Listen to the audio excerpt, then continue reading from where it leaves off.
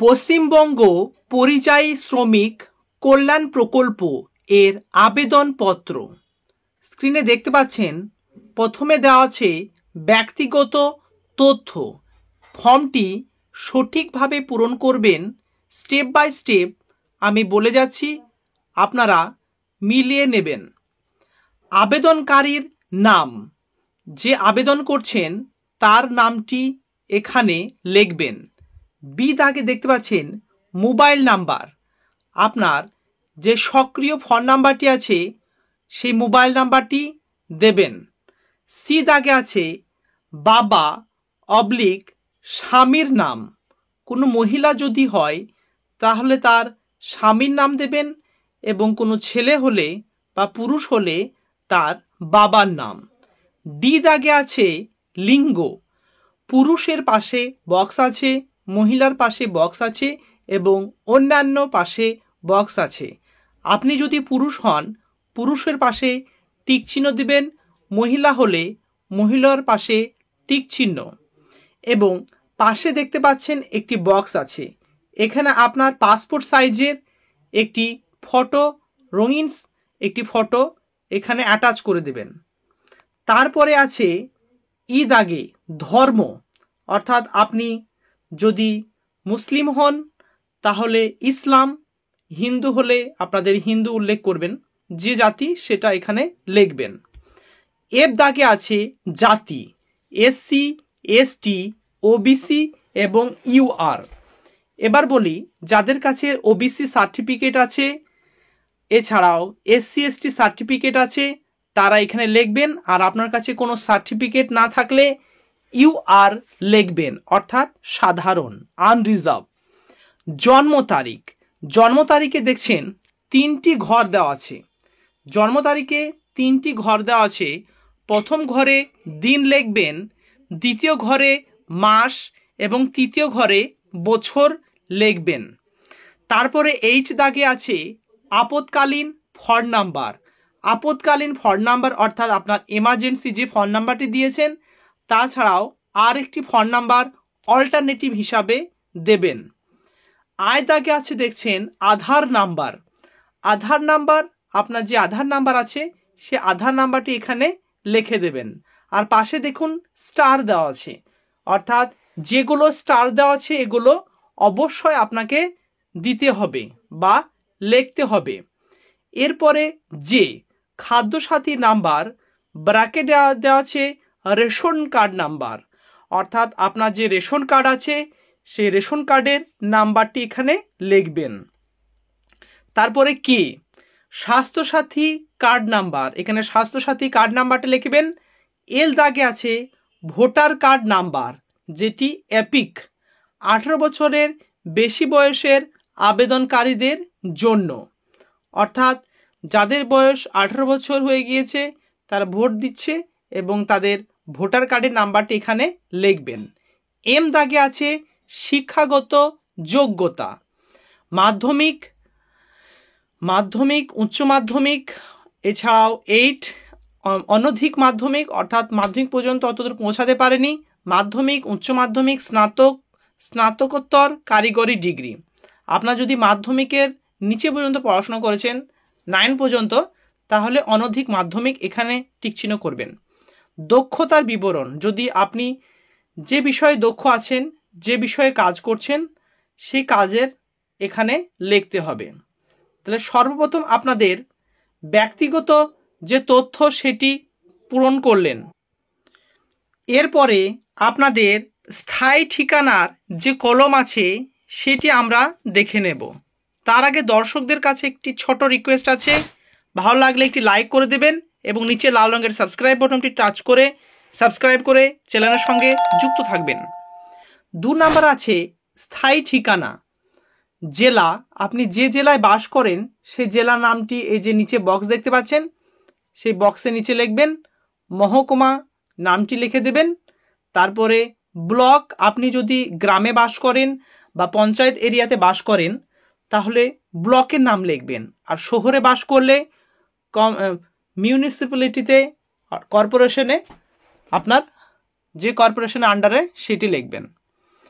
গ্রাম পঞ্চায়েত অর্থাৎ গ্রামে বাস করে তাহলে গ্রাম পঞ্চায়েত, শহরে বাস করলে মিউনিসিপ্যালিটি যে ওয়ার্ড সেই ওয়ার্ড নাম্বারটি লিখবেন, থানা নামটি লিখবেন, তারপরে পিন নাম্বার, সেই পিন নাম্বারটি নিচে লিখে দেবেন। 3 নাম্বার কলমে বলেছে কর্মক্ষেত্রের ঠিকানা ABCDর মধ্যে যে কোনো একটি। এতে বলেছে যে সমস্ত আবেদনকারী ভারতবর্ষের মধ্যে পশ্চিমবঙ্গ ছাড়া অন্যান্য রাজ্যে কর্মরত থাকেন তাদের জন্য। অর্থাৎ পশ্চিমবঙ্গের আপনি বাসিন্দা কিন্তু ভারতবর্ষের যে কোনো জায়গায় কাজ করেন, এটি তাদের জন্য। দেশ ভারতবর্ষ লিখে দিয়েছে, রাজ্য / কেন্দ্রশাসিত অঞ্চল আপনি যে রাজ্যে কাজ করেন, ধরেন কেরল, এছাড়াও মহারাষ্ট্র, আপনার বিহার, ঝাড়খণ্ড, অর্থাৎ পশ্চিমবঙ্গের বাইরে কোনো রাজ্যে কাজ করলে সেই রাজ্যের নামটি এখানে লিখবেন এবং যেখানে কাজ করেন সেই থানার নামটি এখানে লিখে দেবেন। বি দাগে আছে যে সমস্ত আবেদনকারী ভারতবর্ষের বাহিরে কর্মরত তাদের জন্য। অর্থাৎ আপনি দেশের বাহিরে আছেন, কুয়েত, কাতার, আমেরিকা, অস্ট্রেলিয়া বা বাংলাদেশ বা অন্য কোনো যে কোনো দেশ হলে সেই দেশের নাম লিখবেন, কর্মস্থলের ঠিকানা এবং বৈধ পাসপোর্ট নাম্বার। সি দাগেরটা হচ্ছে যে সমস্ত আবেদনকারী ভারতবর্ষের মধ্যে পশ্চিমবঙ্গ ছাড়া অন্যান্য রাজ্যে কর্মে নিযুক্ত আছেন বা হবেন তাদের জন্য দেশ, রাজ্য এবং থানার নাম।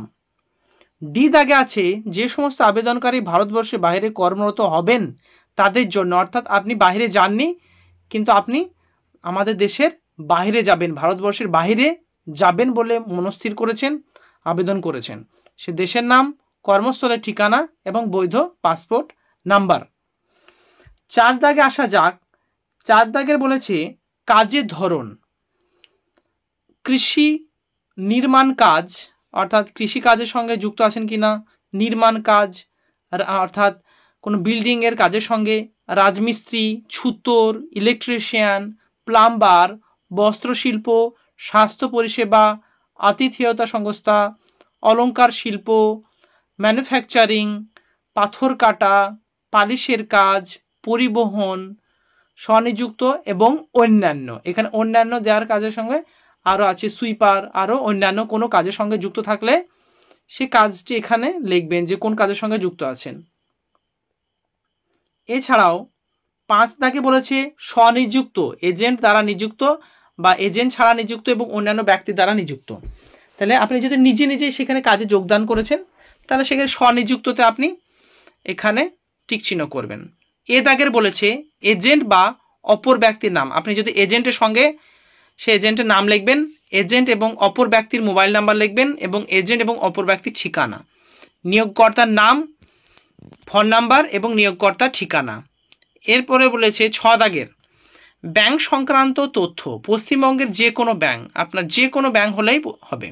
ব্যাংকের নাম, অর্থাৎ ধরেন স্টেট ব্যাংক অফ ইন্ডিয়া যদি হয় তাহলে ব্যাংকের নাম স্টেট ব্যাংক অফ ইন্ডিয়া এবং যে ব্যাংকে আপনার ব্রাঞ্চের নামটি এখানে লিখে দেবেন, তারপরে অ্যাকাউন্ট নাম্বার এবং অ্যাকাউন্ট নাম্বারে যে ব্যাংক আছে সেই ব্যাংকের ফ্রন্ট পেজে দেখবেন IFSC কোডটা থাকবে, সেই IFSC কোডটা লিখে এখানে লিখে দেবেন। 7 দাগে দেওয়া আছে যে মনোনয়ন, নমিনি সংক্রান্ত তথ্য, অর্থাৎ আপনি যাকে মনোনয়ন করছেন বা নমিনি করছেন যেটা, সে মনোনয়ন ব্যক্তি বা নমিনির নাম লিখবেন এবং ফোন নাম্বার এবং মনোনীত ব্যক্তির বা নমিনির সাথে আপনার সম্পর্ক কি, আপনার ছেলে না মেয়ে, বউ, বাবা, যেটা হবে এখানে লিখে দেবেন এবং মনোনীত ব্যক্তির আধার নাম্বারটি এখানে লিখতে হবে। 8 দাগের আছে আবেদনকারী রেশন এবং খাদ্য কার্ডের বিবরণ। আপনার রেশন কার্ডের ধরন AAY, SPHH, PHH, RKSY 1, RKSY 2, যে রেশন কার্ডের ক্যাটাগরি সেই ক্যাটাগরিটি ফাঁকা অংশে লিখবেন, রেশন কার্ড নাম্বারটি এই অংশে লিখে দেবেন। 9 দাগে বলেছে আপনার কি পরিবারের আছে, অর্থাৎ আপনার যদি পরিবার থাকে, হ্যাঁ থাকে, তাহলে পরিবারের সদস্য সংখ্যা কতজন আছে, পরিবারের ব্যক্তি বা সদস্য সংখ্যা সেখানে লিখবেন 3, 4, 5 যাই থাকে। পরিবারের সদস্যদের নাম লিখবেন, তাদের লিঙ্গ অর্থাৎ পুরুষ হলে পুরুষ, মহিলা হলে মহিলা, বয়স লিখবেন, আধার কার্ড নাম লিখবেন এবং তাদের সঙ্গে সম্পর্ক এভাবে পরপর বক্সে লিখে দেবেন।